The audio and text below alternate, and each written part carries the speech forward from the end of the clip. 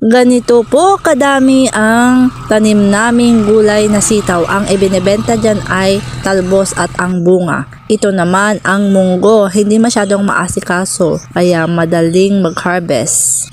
Ito naman ang ampalaya. Dito ko kinukuha yung mga pinupost kong pictures. Malapit na rin mahinog itong kamatis kunti lang yung itinanim namin kamatis. Dati-dati marami rin kaming kamatis na itinanim at ito naman ang saluyot, fresh na fresh. Hindi namin alam kung may mga kumukuha dyan kasi hindi naman kami nakabantay 24/7. Alam nyo po ba kung bakit may placard? Yan po ay demo sa Agriculture, Department of Agriculture kasi nagtatrabaho po yung auntie ko sa Department of Agriculture. Ito mga fresh na sitaw. Dito naman tayo sa ibang section, mga upo. Hindi pa siya namulaklak kaya wala pang bunga na makikita.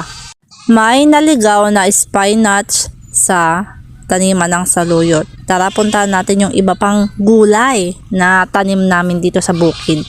Ito ang kamote. Hindi mawawala ang kamote sa garden. Yan po yan mga nakikita ninyo. Ito naman po yung section ng mga spinach, dalawang klase yan. Yan yung amaranth. Medyo manipis yung isa makapal na spinach. At ito naman ang violet na kamote. Maraming salamat po sa nanood ng video na ito. Don't forget to follow.